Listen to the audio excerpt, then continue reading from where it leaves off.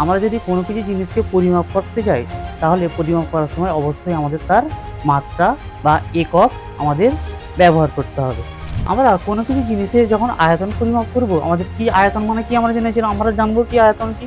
না যে পরিমাণ জায়গাটা দখল করে থাকে কোনো কিছু জিনিস, না ঘনত্ব। কি ঘনত্ব? আমরা দেখবো এখানে ঘনত্ব কিভাবে পরিমাপ করব, সময়। আমরা টাইম দেখব। কোনো কিছু জিনিস একটা জিনিস থেকে আরেকটা জিনিসের রূপান্তরিত হওয়ার সময় যে মিডিলে যে ডিস্টেন্সটা রয়েছে, যে সময়টা রয়েছে, যে জিনিস মাত্রা দিয়ে কিভাবে আমরা ফর্মুলা চেক করবো। আমরা যখন দেখবো সব সব কিছু জিনিসকে যখন আমরা দেখবো, লিখবো যখন, তখন আমরা মাত্রা দেবো, মাত্রার সাহায্যে কিভাবে আমরা ফর্মুলাকে যখন আমরা চেক করে নেব। তারপর কি বলছে না, তারপর কি দেখবো আমরা, না সৌরদিন। কি দেখবো? সৌরদিন। কি দেখবো? সৌরভর। কি দেখবো? না কিউলেক্স।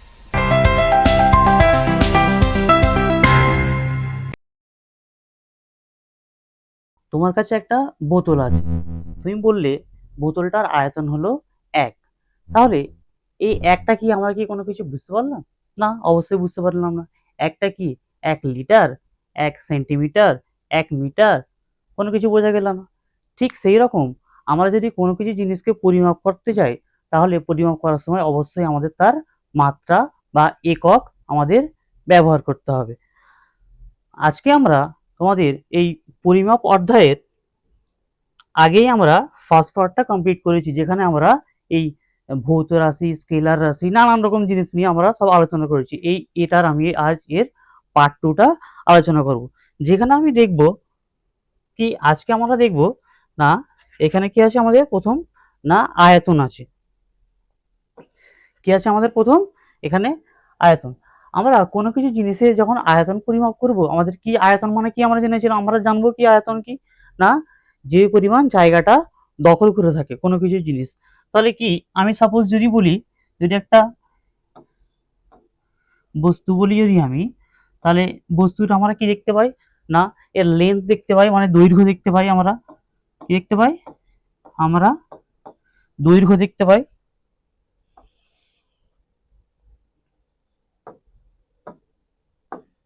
আমরা কি দেখতে পাই? না প্রস্থ দেখতে পাই। আমরা আর কি দেখতে পাই? এর না হাইট, উচ্চতা।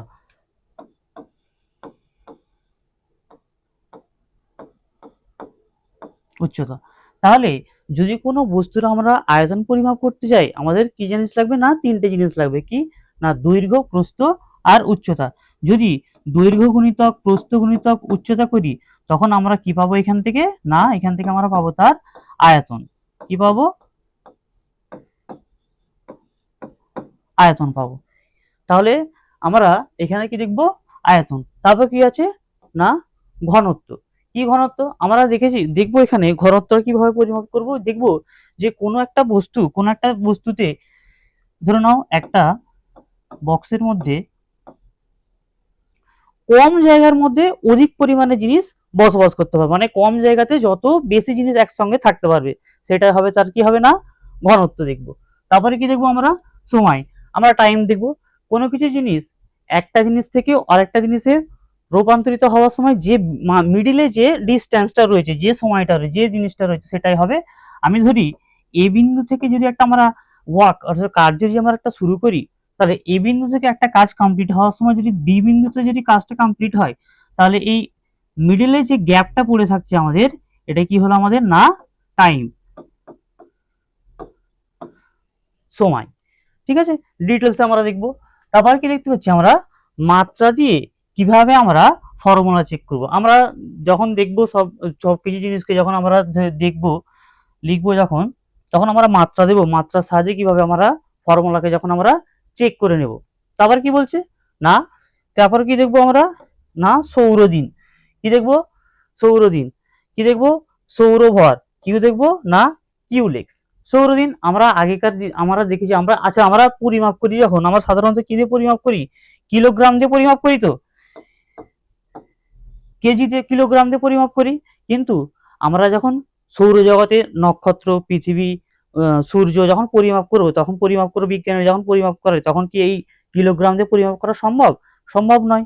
এই পরিমাপ করবো আমরা যখন এই সৌর দিন, এক সৌরদিন বলতে বোঝায় সূর্যের কতটা আয়তন, ভর। তারপরে কি বলছে না কিউসেক কি দেখতে পাচ্ছি আমরা এখানে না। আচ্ছা, আমরা অনেক সময় দেখে থাকি বর্ষাকালের সময় কিংবা কোনো সময় যখন দেখি না নদীতে অনেকটা পরিমাণে বান অর্থাৎ জল যখন প্রবাহ ছেড়ে যায়, যখন অনেকটা পরিমাণ যখন জল প্রবাহ ছাড়ে, তখন আমরা লোকের মুখে মুখে মুখে শুনে থাকি যে এত কিউলিক্স জল ছেড়েছে, এইখান থেকে এত কিউলিক্স জল ছেড়েছে, যার ফলে আমাদের এখানে কি না প্লাবন বন্যা দেখা দিয়েছে।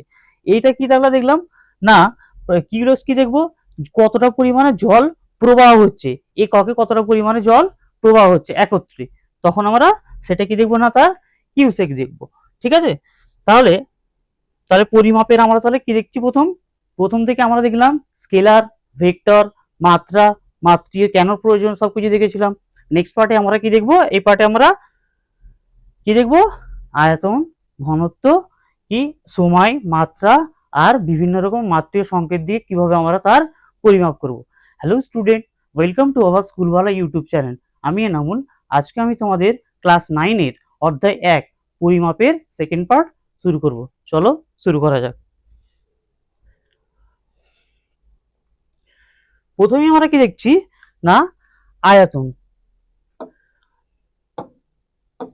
প্রথমে কি দেখবো আমরা আয়তন। কি বলছে, কোন বস্তু যতটা স্থান দখল করে থাকে সেই পরিমাণকে ওই বস্তুর কি বলা হবে আয়তন বলবো। কোন বস্তু যতটা পরিমাণ স্থান দখল করে থাকবে।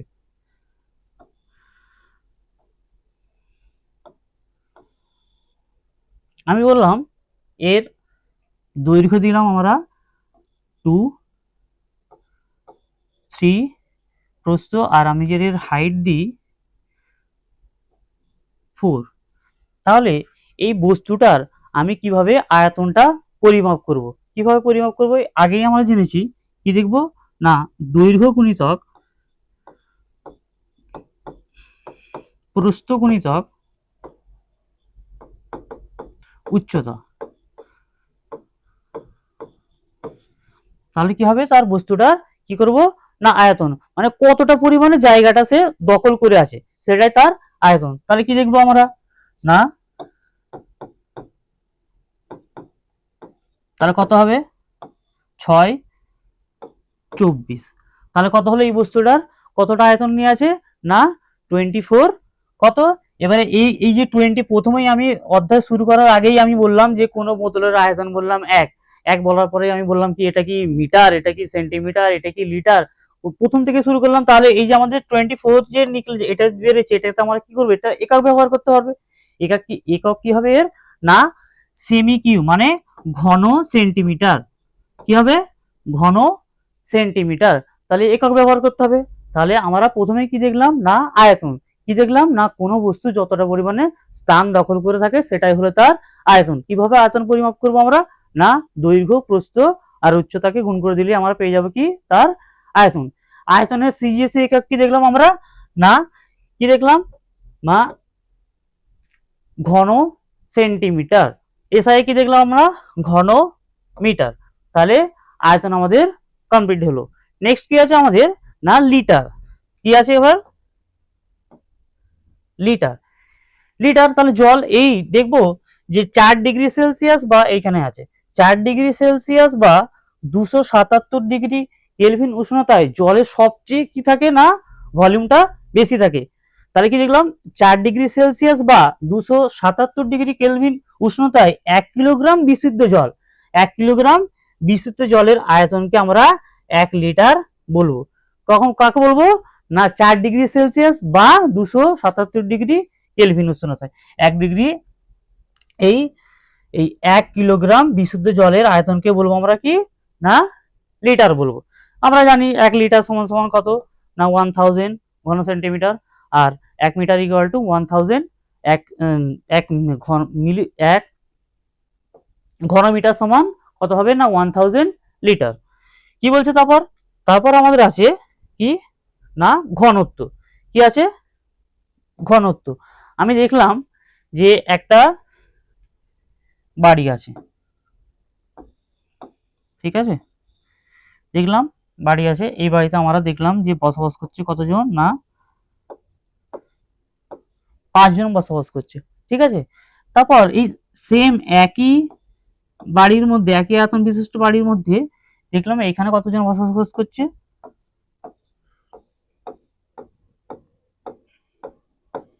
কি হচ্ছে এখানে 5, এখানে কত হচ্ছে 9। তাহলে কি হলো না একই জায়গার মধ্যে কি হচ্ছে না কোনো জায়গায় কম আবার কোনো জায়গায় বেশি।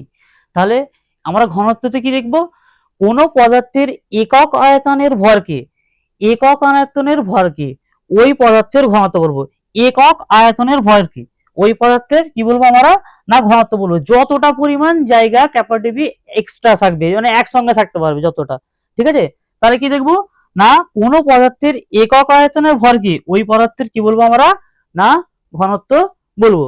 ঘনত্বের একক কি, সিজিএস এর একক হচ্ছে গ্রাম পার ঘন সেন্টিমিটার, এসআই কি বলবো কিলোগ্রাম পার ঘন মিটার বলবো, ঠিক আছে। তাহলে আমাদের এখানে কি কনসেপ্ট ক্লিয়ার হলো আমাদের না আয়তন ক্লিয়ার হলো।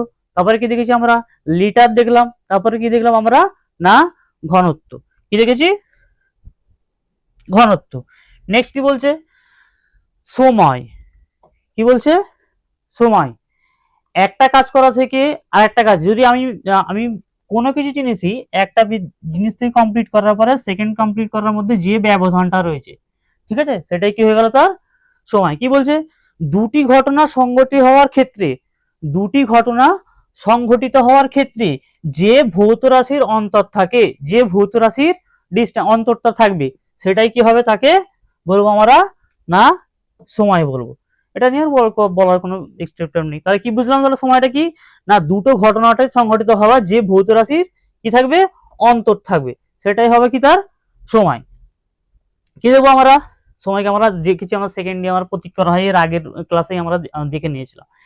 একটা ঘটনা বলছে, কি বলছে কোন একটি ঘটনা ঘটতে সময় লাগে 10 সেকেন্ড বা সূর্যকে প্রদক্ষিণ করতে পৃথিবীর সময় লাগে কত 1 বছর। তাহলে এই 10 সেকেন্ড যে কমপ্লিট করতে এই যে কাজ করতে আমি যে বললাম এইখান থেকে এইখান পর্যন্ত একটা কাজ যে কোনো কাজ কমপ্লিট করতে যদি 10 সেকেন্ড লাগে তাহলে এই যে ব্যবধানটা ভৌত রাশির যে ব্যবধানটা রয়েছে সেটা কি হয়ে গেল তার না টাইম হয়ে গেল সময় হয়ে গেল। তাহলে কি দেখলাম না সময় দেখেছি। কি বলছে এবার না গড় সৌর দিন, কি বলছে কি বলছে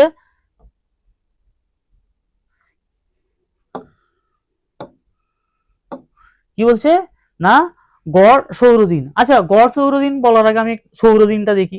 আমরা কি আমরা যদি বলি হ্যাঁ বাড়ির মধ্যে বাড়ির জানালা দিয়ে যদি ধর জানালা দিয়ে রে আসছে, ঠিক আছে একটা জায়গায় আসছে, তাহলে বাড়ির জানালা যখন একটা সূর্যরশ্মি যখন আসছে এক জায়গায় যখন পড়ছে এই যেই সময় এটা পড়লো সেই সময়টা থেকে ঠিক পরের দিন সেই যেই সময় এই এই আলোটা আবার যে পরের দিন যেখানটা এসে আবার পড়বে সেই জায়গাটায় এসে পড়বে। তাহলে এই যখন থেকে পড়েছে তখন থেকে ঠিক পরের দিন এটা হলো কি না সৌরদিন। এখন সূর্যের আলোটা পড়লো তারপর আবার ঠিক পরের দিন আবার ওই জায়গাটা এসে সূর্যের আলোটা যখন পড়বে সেটা হলো সৌরদিন। এই প্রতিদিনের যে যে সৌরদিনটা রয়েছে এই যে রয়েছে যেমন আমরা 24 এই যে অ্যাড করে মানে 365 মানে 365 দিনের এই যে সৌরদিনটাকে যদি আমরা যোগ করে আর প্রত্যেকটা সৌরদিনকে যদি আমরা যোগ করে 360 মানে 365 দিন দিয়ে যদি আমরা ভাগ করি তখন সেটা কি পাবো আমরা না গড় সৌরদিন পাবো। কি পাবো আমরা সেটার গড় সৌরদিন পাবো। তাহলে কি বলছে এক বছরে যত সৌরদিন হয়, কি বললাম সৌরদিনটা কিভাবে দেখলাম একটা সময় যখন পরিমাণ হবে তার পরের দিন পর্যন্ত যতক্ষণ সেটা কমপ্লিট হচ্ছে সেটা ওই যে সময়টা রয়েছে সেটাই পুরো সৌরদিনটা। তাহলে এক বছরে যত সৌরদিন হয় তার সমস্ত সময় যোগ করে প্রত্যেকটাকে যোগ করে কেন কেন আমরা দেখবো সৌরদিনটা প্রতিদিন একই হবে না, কোনোটা কম হবে কোনোটা আবার একটু বেশি হবে, সেই জন্য প্রত্যেকটা যোগ করে তাকে কত দিয়ে করবো না 365 দিয়ে যদি ভাগ করলে যে আমরা গড়টা পাবো সেটাই হবে কি তার না গড় সৌরদিন। কি পাবো সেটা তার গড় সৌরদিন পাবো। বলছে কি এক গড় সৌরদিন সমান সমান কত না 86,400 সেকেন্ড। কত এক গড় সৌরদিন সমান সমান কত হলো আমাদের, না 86,400 সেকেন্ড। বুঝতে পেরেছি? তাহলে আমরা এখানে কি দেখতে পেলাম, না আমরা এখানে দেখলাম সময় দেখলাম, তারপর কি দেখলাম আমরা, না গড় সৌরদিন দেখলাম। তারপরে কি বলছে, কি দেখতে পাচ্ছি, না এক সৌরভর, এক সৌরভর, এক সৌরভর, সৌরভর আমরা, আচ্ছা আমি বলি, আমরা কোনো কিছু জিনিসকে পরিমাপ করার জন্য কি গ্রাম ইউজ করি, কিলোগ্রাম ইউজ করি, পরিমাপ করার জন্য, মাপার জন্য ব্যবহার করে থাকি, তো আমরা ব্যবহার করি, তো ব্যবহার করি কোনো জিনিস মাপার জন্য। কিন্তু যখন আমরা এই জ্যোতির্বিদ্যায় ব্যবহৃত, এই দেখেন জ্যোতির্বিদ্যায় ব্যবহৃত ভরের একটি বৃহৎ একক হলো সৌরভর। এর সাহায্যে নক্ষত্র, নিউবুলা, গ্যালাক্সির, আমরা যে নক্ষত্র, এই যে গ্যালাক্সি, সবকিছু জিনিসকে যখন যে বিজ্ঞানীরা যখন পরিমাপ করতে যায়, তখন কি এই কিলোগ্রাম দিয়ে, গ্রাম দিয়ে পরিমাপ করলে হবে? সেটা তো হিউজ, অনেকটা পরিমাণ। তো সেই জন্য এই পরিমাপ করার এককটা হলো কি, না সৌরভর। সৌরভর কি বলছে, এই যে এক সৌরভর সমান সমান 2.0 ইন্টু 1030 কিলোগ্রাম যেটা রয়েছে, এটা হচ্ছে এই সূর্যের ওজন। কি রয়েছে এটা, না সূর্যের ওজন।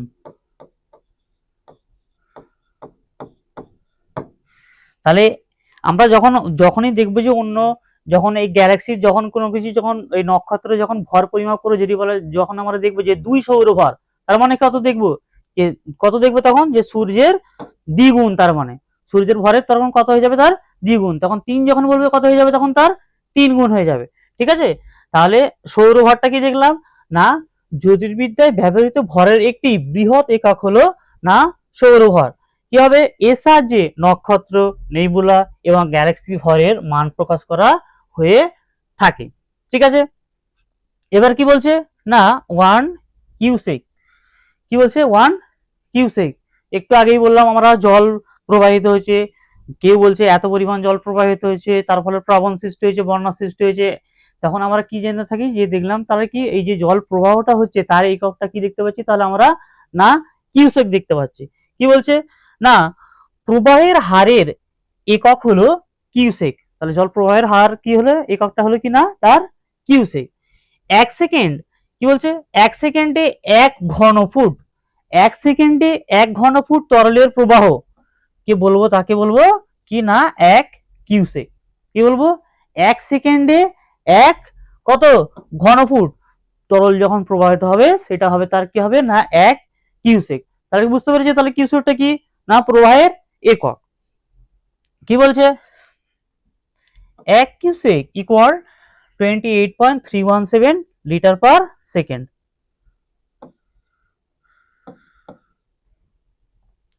এবার কি বলছে, না অ্যাভোগ্রাম। কি বলছে, অ্যাভোগ্রাম হলো ভরের একক। আমরা এইখানটা করে যখন লিখবো, ব্র্যাকেট দিয়ে লিখবো, কি বলবো, না আমরা লিখবো কি, না ভরের একক কি হবে তখন, না অ্যাভোগ্রাম। 1 গ্রামকে অ্যাভোগ্রামের সংখ্যায় দ্বারা ভাগ করলে এই 1 অ্যাভোগ্রাম এর মান হয়। তাহলে আমরা কি দেখলাম, তাহলে না 1 গ্রামকে অ্যাভোগ্রাডো সংখ্যা দ্বারা ভাগ করলে কত পাবো, আমরা 1 অ্যাভোগ্রাম পাবো। তাহলে এই এককগুলো, প্রতিটা একক, যে সৌরভর দেখলাম, কি না আমরা নক্ষত্র, নেবুলা যখন একক পরিমাপ করছি, তখন তার একক ব্যবহার করছি, সৌরভর দেখেছি। তারপরে কি আমরা কিউসেক দেখলাম, আমরা জলের প্রবাহ যখন মাপছি, তখন তার একক দেখছি, আমরা কিউসেক দেখছি। তারপরে কি দেখলাম, আমরা অ্যাভোগ্রামটা কি দেখলাম, না এই অ্যাভোগ্রাডো সংখ্যা দিয়ে ভাগ করলে যেটা পাবো, তার সেটা হবে কি, না অ্যাভোগ্রাম। এই 1 অ্যাভোগ্রাম সমান সমান কত হবে, 1.000, মানে 0.13 ইউয়ান। ঠিক আছে? তাহলে এই প্রত্যেকটা একককে আমরা এখান থেকে দেখলাম। এবার এর ব্যবহার যখন প্রয়োগ করবে, যখন এর প্রশ্ন আসবে, তখন এই ব্যবহারগুলো আমাকে প্রয়োগ করতে হবে। কি বলছে, তারপর ভৌত রাশির মাত্রা। কি বলছে, ভৌত রাশির মাত্রা। আগের ক্লাসের মাত্রা নিয়ে অনেক কিছু ডিটেলসে আলোচনা করা হয়েছে, কেন মাত্রা ব্যবহার করব, কি জন্য ব্যবহার করব, কার জন্য, তো অনেক ব্যবহার করা হয়েছে। কি বলছে? ভৌত রাশির মাত্রা। কি বলছে? কোন ভৌত রাশির মাত্রা বলতে সেই ঘাত বোঝায় যে ঘাতের দৈর্ঘ্য, ভর, তারপর কি বলছে? সময়, ঠিক আছে, কি বলছে? প্রভৃতির মূল রাশিগুলিকে উন্নীত করে ওই রাশিটির প্রকাশ করা হবে। কি হবে? ওই রাশিটিকে প্রকাশ করা হবে। তাহলে এই যখনই আমরা বলবো ভৌত রাশির মাত্রা, তখন আমরা যখন মাত্রাটা দেখবো, যখন ভর, দৈর্ঘ্য, সময় এইগুলোকে দিয়ে যখন পরিমাপ করবো, মানে এককটাকে যখন বসাবো, তখন তার সেটা কি হবে না ভৌত রাশির মাত্রায় রূপান্তরিত হবে। তাহলে কি হলো? ভৌত রাশির মাত্রাটা হলে কি? কোন ভৌত রাশির মাত্রা বলতে সেই ঘাত, কোন ভৌত রাশির মাত্রা বলতে সেই ঘাত, এই যে বলতে সেই ঘাত বোঝাবে যে আর দৈর্ঘ্য, ভর, সময় প্রভৃতির মূল রাশি দ্বারা কি করবে? তাকে উন্নীত করবে, মানে চিহ্নিত করবো আমরা তাকে। ঠিক আছে? কি বলছে না মাত্রীয় সংকেত। কি বলছে? না মাত্রীয় সংকেত। আচ্ছা, এই যখন ভৌত রাশির মাত্রা বলছি, দেখ তোদেরকে একটু দেখিয়ে দিই। যেমন আমরা এখানে বলছি ক্ষেত্রফল। কি বলছি? ক্ষেত্রফল। ক্ষেত্রফলের মাত্রা কি দেখতে পাচ্ছি আমরা? এল square, L to the power 2 মানে এল স্কোয়ার দেখতে পাচ্ছি। ঠিক আছে? তাহলে আমরা কি দেখলাম? ভর, ওইখানে দেখেছিলাম না দৈর্ঘ্য, ভর, সময়কে দেখেছিলাম, তো তাহলে ভর, বুঝতে পারছিস? তাহলে ফিরে আসি আমরা। কি বলছে না মাত্রীয় সংকেত। মাত্রীয় সংকেতে কি দেখবো? কি কোন ভৌত রাশির মাত্রা প্রকাশ করার জন্য যে রাশিমালা ব্যবহার করা হয়, ওইখানে যেমন দেখলাম আমরা আয়তন, এল স্কোয়ার, কি দেখলাম মিটার স্কোয়ার দেখেছি। মাত্রীয় সংকেত কোন ভৌত রাশির মাত্রা প্রকাশ করার জন্য যে রাশিমালাটা ব্যবহার করা হবে, যে রাশিমালাটা ব্যবহার করা হবে সেটাই কি হবে না মাত্রীয় সংকেত, তাকে আমরা বলবো। ঠিক আছে? মাত্রীয় সমীকরণ। নেক্সট কি বলছে? মাত্রীয় সমীকরণ কি কোন ভৌত রাশিকে তার মাত্রীয় সংকেতের সাহায্যে, তার মাত্রীয় সংকেতের সাহায্যে যে সমীকরণের মাধ্যমে প্রকাশ করা হবে, যেমন আমরা এখানে একটু আগেই দেখলাম আয়তন, যে সমীকরণের দ্বারা প্রকাশ করা হবে তাকে মাত্রীয় সমীকরণ বলবো আমরা, তাকে আমরা মাত্রীয় সমীকরণ বলবো। কি বলবো? তাকে আমরা মাত্রীয় সমীকরণ বলবো। যেমন কি না ভরবেগকে দ্বারা প্রকাশ করা হলে এই যে মাত্রীয় সংকেতের হবে, এই ধরলে আমরা ভরবেগ ধরলাম, আমরা পি ধরলাম এখানে। ঠিক আছে? তাহলে তার মাত্রীয় সংকেত কি হবে? কি হবে? এইটা এই উপরে উঠে যাবে বলে আমি এখানটা লিখলাম না। এই যেমন লেখা আছে ml টু দি পাওয়ার -1, এই ml টু দি পাওয়ার -1, এই টু দি পাওয়ার -1, এটা উপরের দিকে উঠে যাবে লেখাটা, এই -1টা উপরের দিকে হবে। তাহলে কি দেখবো না মাত্রীয় সমীকরণ কি লিখলাম? তাহলে ভরবেগকে যদি আমরা পি দিয়ে প্রকাশ করা হয়, তখন তার মাত্রীয় সমীকরণটা আমরা কিভাবে লিখবো? ml টু দি পাওয়ার -1 দিয়ে তাকে কি করে আমরা না চিহ্নিত করব। ঠিক আছে? তাহলে কি দেখলাম আমরা না ভৌত রাশির মাত্রা, মাত্রাগুলো দেখলাম, দৈর্ঘ্য, ভর, সময় দিয়ে যেগুলো আমরা চিহ্নিত করবো সেই মাত্রাগুলো দেখলাম। তারপর কি বলছে? সেই মাত্রাগুলো দিয়ে কি তৈরি করবো আমরা না মাত্রীয় সংকেত তৈরি করব। তারপর কি দেখতে পাচ্ছি না এই যে সংকেতগুলো হলো, সংকেতগুলো দিয়ে কি হয়ে যাবে আমাদের? এবার তৈরি হবে কি না সমীকরণ তৈরি হয়ে যাবে। ঠিক আছে? এর সাহায্যে আমরা কি করব? প্রকাশ করে দেব। তারপর কি বলছে? কয়েকটি ভৌত রাশির মাত্রিক সংকেত এসআই এককে। তাহলে এইখানে আমরা পুরো লিস্ট করে দিয়েছি, লিস্টটা থেকে প্রত্যেকটা একটা একটা করে পড়ে একটা একটা করে কি করতে হবে? আমাদেরকে মেমোরাইজ করতে হবে। এগুলো কি এক একটা করে রাশি আছে, তার কি আছে না মাত্রিক আছে। কি বলছে? প্রথমে 1 নম্বরেই বলছে কি আমাদের ক্ষেত্রফল। ক্ষেত্রফলের প্রথমে আমরা দেখে নিয়েছি কি লিটার, কি দেখেছি সরি ক্ষেত্রফলের কি দেখেছিলাম? এল স্কোয়ার দেখেছিলাম, তার কি দেখেছি আমরা? মিটার। আয়তন কি বলছে? কিউ। গতিবেগ কি বলছে? L to the power -1। দ্রুতি কি বলছে? L to the power -1 metre per second. ত্বরণ এল টু দি পাওয়ার -2। ভরবেগ ml টু দি পাওয়ার -1। কি বলছে, বল mL⁻²। এইভাবে এই যে রাশিগুলো রয়েছে এই রাশিগুলো কি করব আমরা না ভালো করে মুখস্থ করব, ঠিক আছে। তারপরে এখানে আছে 19টা পরপর করে দেওয়া আছে, পুরো ভালো করে দেখে নিতে হবে একেবারে স্পষ্ট করে। কি বলছে তারপর, এবারে কয়েকটা প্রশ্ন রয়েছে। কি প্রশ্ন রয়েছে না, সিজিএস পদ্ধতিতে পারদের ঘনত্ব, সিজিএস পদ্ধতিতে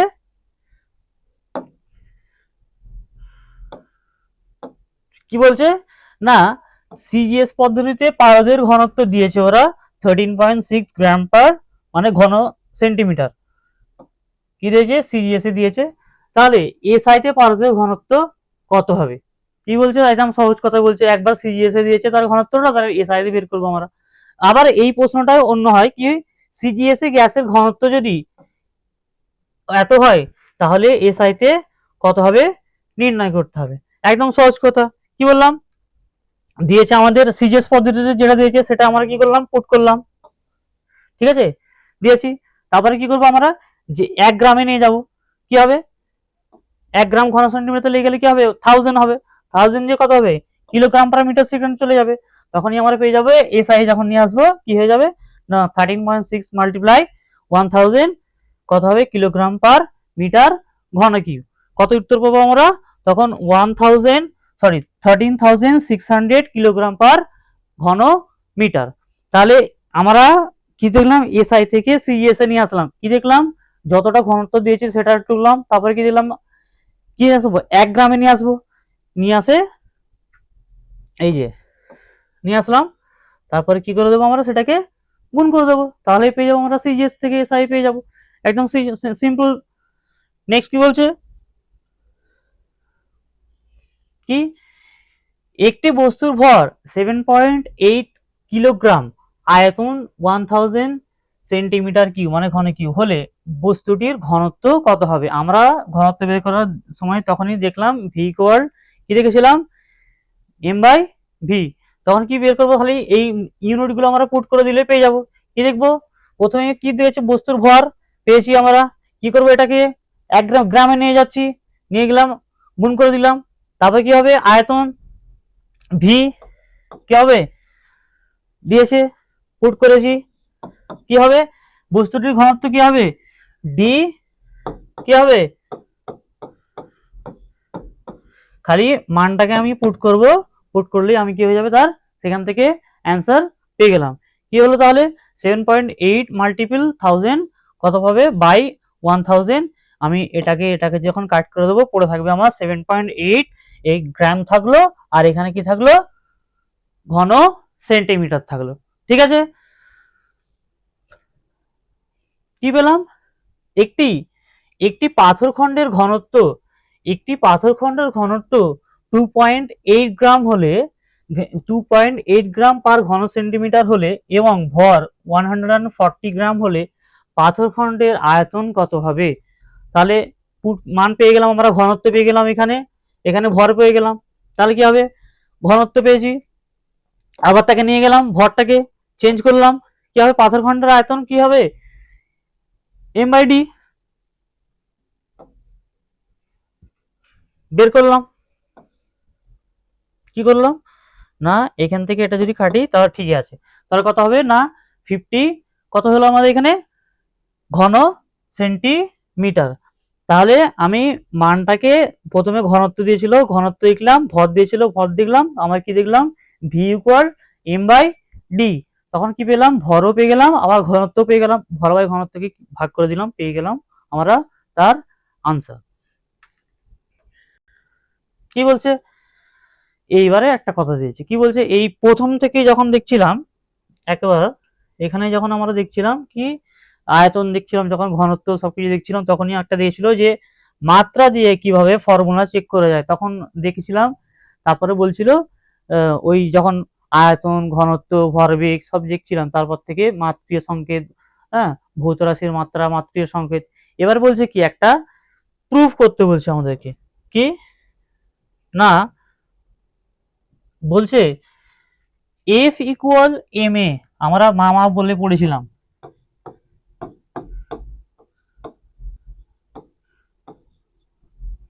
কি হলো, এফ ইকুয়াল এম এ, সমীকরণটির এই সত্যটা কি বলছে, মাত্রীয় সংকেতের সাহায্যে, আমরা যে কতগুলো মাত্রীয় সংকেত যদি দেখলাম এম এর দৈর্ঘ্য হওয়ার সময় যে দেখলাম যেমন টাইম, তখন কি বলছে না মাত্রীয় সংকেতের সাহায্যে কি করব না এটাকে আমরা প্রুভ করব, যাচাই করব ঠিক আছে কি না ভুল আছে, এটা কি আমার কি বলছে না প্রুভ করতে হবে। তাহলে কি দেখবো, এফ ইকুয়াল এম এ, কি দেখলাম আমরা সমীকরণে, আমরা প্রথমে যদি বাম পক্ষে দেখি, এই দিকটা দিয়ে যদি দেখি, কি দেখতে পাবো না M L two to the power -2, কি দেখতে পাবো M L T two the power -2, ঠিক আছে। এবং ডান পক্ষের সমীকরণ আমরা যে কি আছে এম এ, কি আছে আমার এখানে এম এ, কি হবে আমার এম থাকবে আমার কাছে, আর কি থাকলো আমার কাছে না এ থাকলো, ঠিক আছে, এম এ থাকলো, তাহলে এম কি দেবো, এম এল কি দেবো, এম এর জন্য কি দেবো L2 -2, তাহলে কি দেখতে পেলাম আমরা না ডান পক্ষের সঙ্গে বাম পক্ষ কি আছে না পুরোপুরি প্রুফ মানে মিল আছে। তাহলে কি দেখলাম, দেখছি তাহলে এফ ইকুয়াল এম এ আমরা কি দেখলাম মাত্রীয় সংকেতের সাহায্যে কি করে দেখলাম পূরণ করে দেখলাম, এখানে এম দেখলাম আমরা দেখলাম এম এ দেখেছি আমরা কি আছে না কি এল টি টু দি পাওয়ার -2, তাহলে কি হবে বাম পক্ষের সঙ্গে না ডান পক্ষের কি হয়ে গেল মিল হয়ে গেল, তাহলে বাম পক্ষের মাত্রীয় সংকেত ডান পক্ষের মাত্রীয় সংকেতের সঙ্গে কি হচ্ছে হ্যাঁ ইকুয়াল সমান, ঠিক আছে। তাহলে